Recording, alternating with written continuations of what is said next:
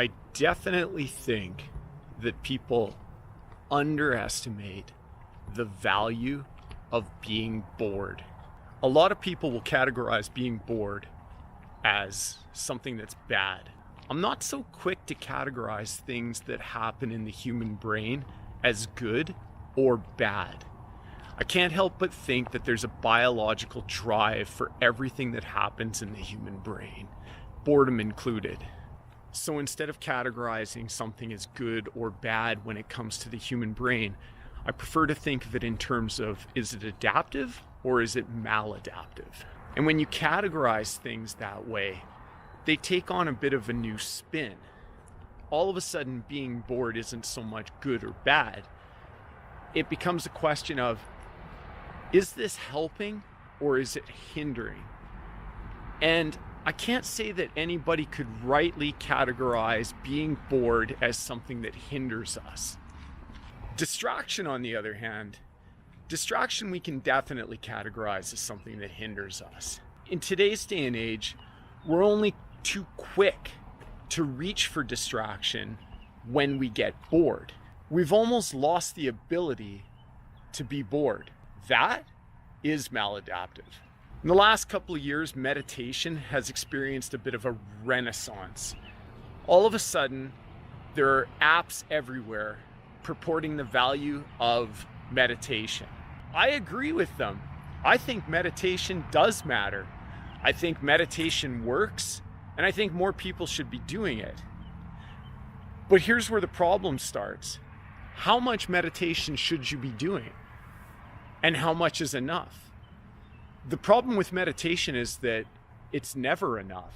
There is no upper limit to it. I'm going to butcher this quote, but it was something to the effect of a student asking a master how he finds time to meditate, because the student says that he is too busy to meditate even 10 minutes a day.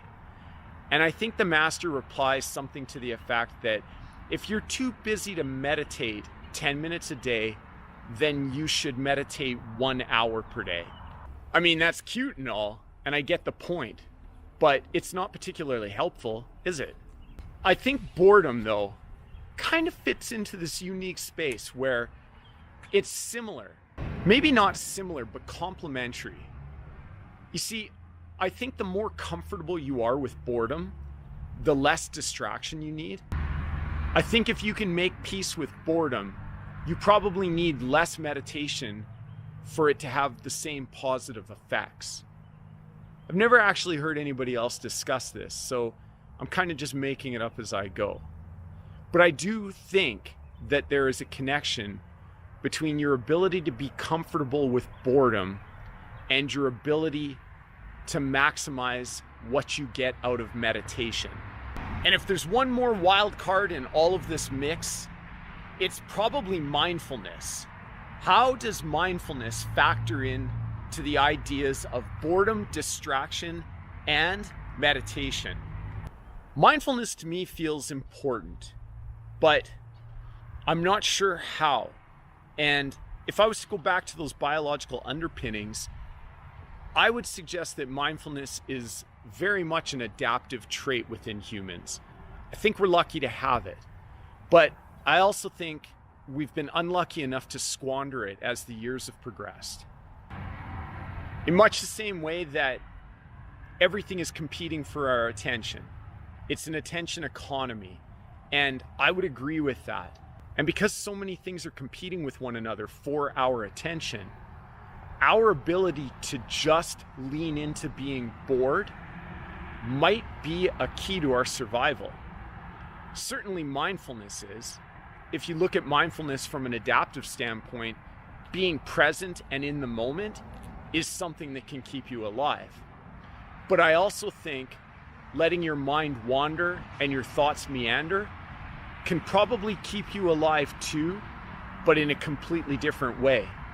Being bored is something you should be thankful for. And the next time that you feel like you're bored, give some gratitude for it.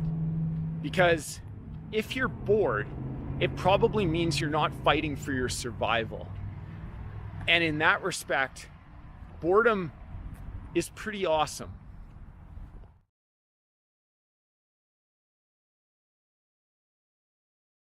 Nothing quite like a romantic walk with your camera.